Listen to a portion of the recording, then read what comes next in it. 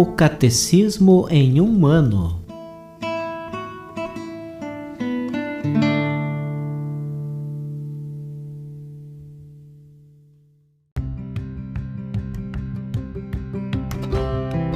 Olá, eu sou o Alesiandro, seminarista da Diocese de Ponta Grossa, Paraná. Você está ouvindo o podcast O Catecismo em um ano. Vamos ler todo o Catecismo da Igreja Católica ao longo de 365 episódios. Estamos utilizando a tradução em português apresentada pela CNBB em 2013, baseada na edição típica em latim. Baixe o plano de leitura por meio de um link que você encontra na página do Instagram, @o Catecismo em um ano, ou na descrição deste podcast.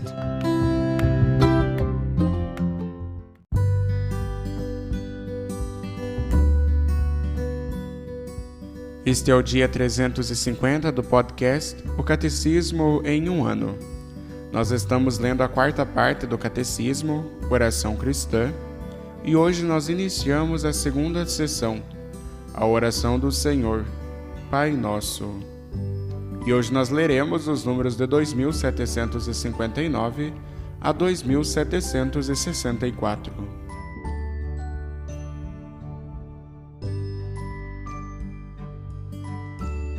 Segunda sessão, a oração do Senhor, Pai Nosso.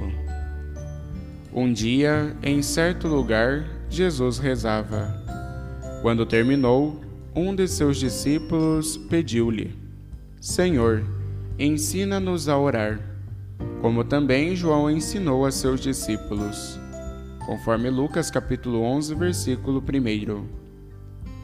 Em resposta a este pedido, o Senhor confia a seus discípulos e à sua igreja a oração cristã fundamental. São Lucas apresenta um texto breve de 5 pedidos. Em São Mateus, há uma versão mais desenvolvida, de 7 pedidos. A tradição litúrgica da Igreja conservou o texto de São Mateus. Pai nosso que estais nos céus, santificado seja o vosso nome.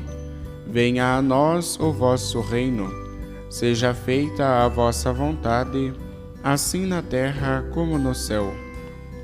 O pão nosso de cada dia nos dai hoje, perdoai-nos as nossas ofensas, assim como nós perdoamos a quem nos tem ofendido, e não nos deixeis cair em tentação, mas livrai-nos do mal.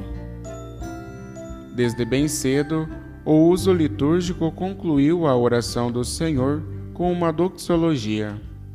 Da Didaqué 8,2.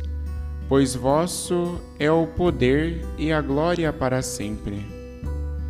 As constituições apostólicas 7:24:1 acrescentam no começo o reino.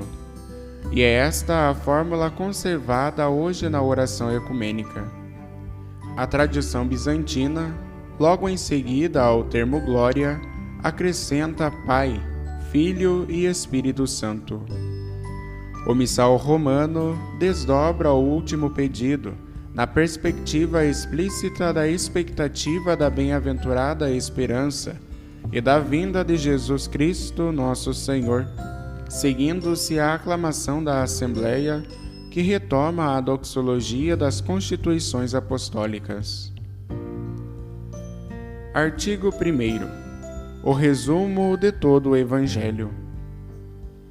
A oração do Senhor é realmente o resumo de todo o Evangelho.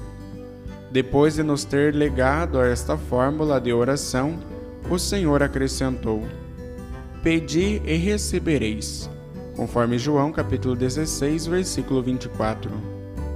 Cada qual pode, portanto, dirigir ao céu diversas orações, conforme suas necessidades, mas começando sempre pela oração do Senhor, que permanece a oração fundamental. 1. No centro das Escrituras. Depois de mostrar como os salmos são o alimento principal da oração cristã e como convergem nos pedidos do Pai Nosso, Santo Agostinho conclui: percorrei todas as orações que se encontram nas Escrituras, e eu não creio que possais encontrar nelas algo que não esteja incluído na oração do Senhor. Todas as Escrituras, a lei, os profetas e os salmos se realizam em Cristo. O Evangelho é esta boa nova. Seu primeiro anúncio é resumido por São Mateus no Sermão da Montanha. Pois bem, oração ao nosso Pai encontra-se no centro deste anúncio. É este contexto que ilumina cada pedido da oração que o Senhor nos deixou. A oração do Senhor é a mais perfeita das orações. Nela, não só pedimos tudo quanto podemos desejar corretamente, mas ainda segundo a ordem em que convém desejá-lo. De modo que esta oração não só nos ensina a pedir, mas ordena também todos os nossos afetos. O Sermão da Montanha é doutrina de vida. A oração do Senhor é oração, mas em ambos o Espírito do Senhor dá forma nova aos nossos desejos, isto é, às moções interiores que animam nossa vida. Jesus nos ensina esta vida nova por suas palavras e nos ensina a pedi-las pela oração. Da retidão de nossa oração dependerá a retidão de nossa vida em Cristo.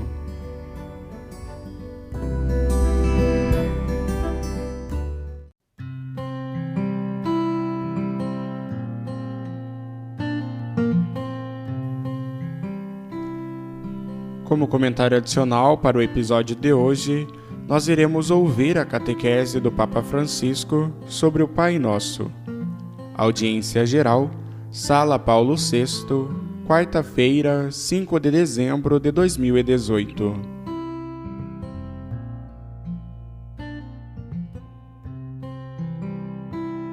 Catequese sobre o Pai Nosso. 1. Prezados irmãos e irmãs, bom dia! Hoje iniciamos um ciclo de catequeses sobre o Pai Nosso.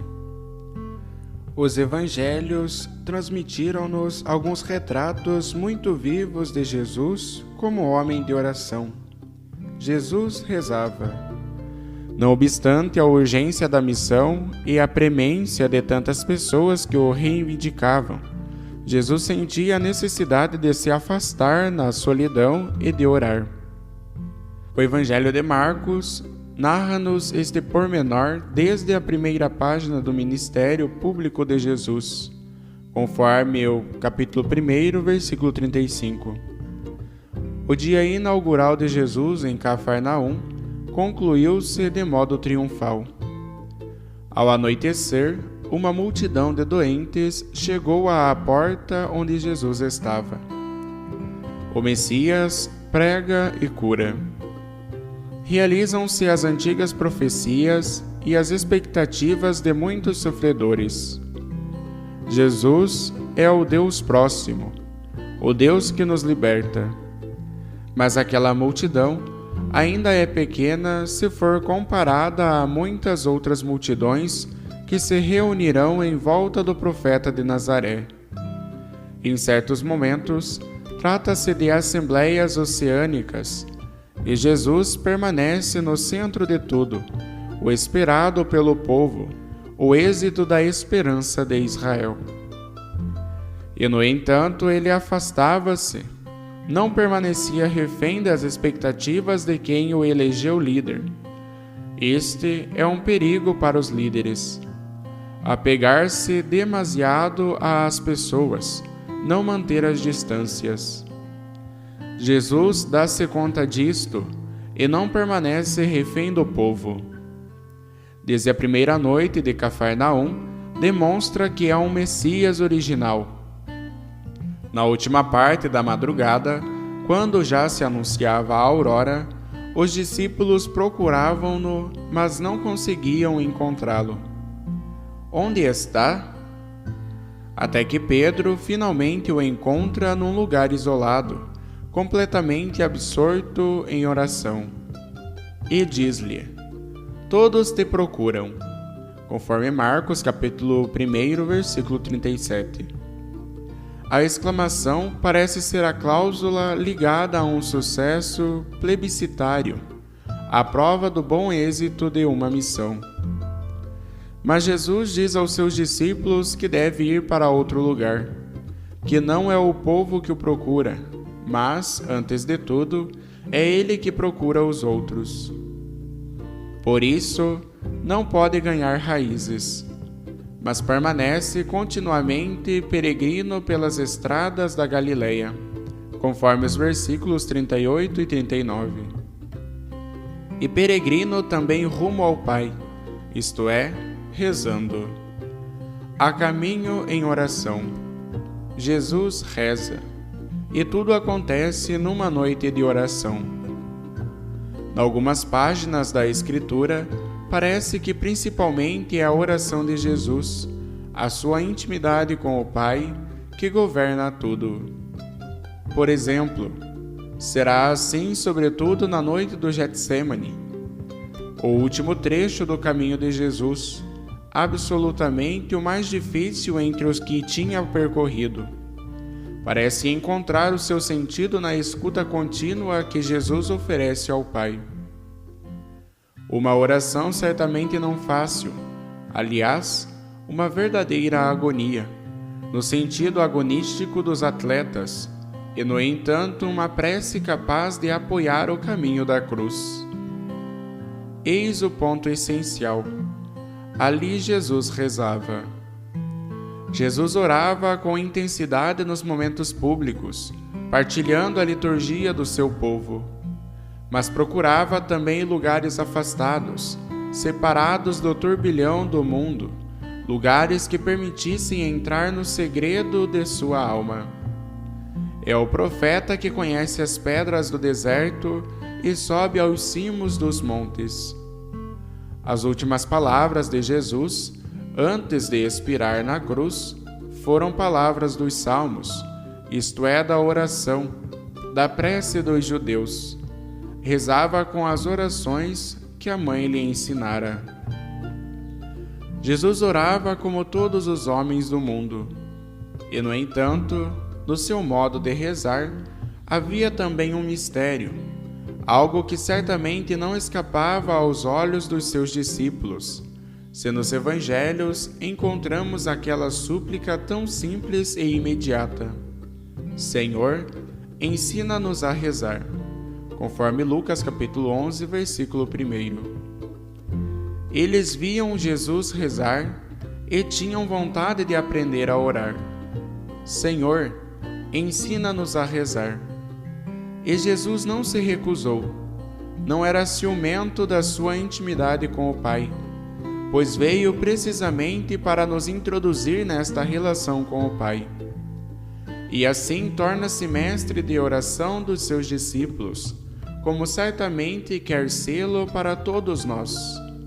Também nós devemos dizer: Senhor, ensina-me a rezar, ensina-me. Mesmo se rezamos há muitos anos, devemos aprender sempre. A oração do homem, este anseio que nasce de maneira tão natural da nossa alma, talvez seja um dos mistérios mais impenetráveis do universo. E não sabemos sequer se as preces que dirigimos a Deus são efetivamente aquelas que Ele quer que lhe dirijamos. A Bíblia dá-nos, inclusive, testemunho de orações inoportunas, que no fim são recusadas por Deus. É suficiente recordar a parábola do fariseu e do publicano. Somente este último, o publicano, volta justificado do templo para a casa, porque o fariseu era orgulhoso e gostava que as pessoas o vissem rezar e fingia que orava. O coração era frio. E Jesus disse: Este não é justificado, porque quem se exalta será humilhado, e quem se humilha será exaltado. Conforme Lucas capítulo 18, versículo 14. O primeiro passo para rezar é ser humilde. ir ter com o Pai e dizer: olha para mim, sou pecador, débil, malvado. Cada um sabe o que dizer, mas começa-se sempre com a humildade, e o Senhor ouve. A prece humilde é ouvida pelo Senhor. Portanto, ao iniciar este ciclo de catequeses sobre a oração de Jesus, o melhor e mais correto que todos deveríamos fazer seria repetir a invocação dos discípulos. Mestre, ensina-nos a rezar. Será bom, neste tempo de advento, repetir: Senhor, ensina-me a rezar. Todos podemos ir além e rezar melhor, mas pedindo-o ao Senhor. Senhor, ensina-me a rezar. Façamos isto neste tempo de advento, e Ele certamente não deixará cair no vazio a nossa invocação.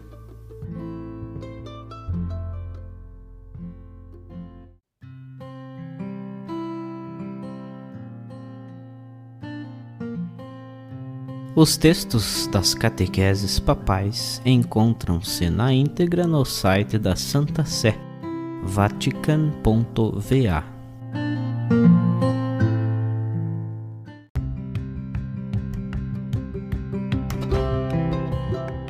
Você acaba de ouvir mais um episódio do podcast O Catecismo em um Ano. Continue nesse bom propósito de aprofundar o conhecimento e a vivência da fé católica e procure participar da sua comunidade. Rezemos por todos que estão fazendo esse caminho de leitura do Catecismo. Até amanhã!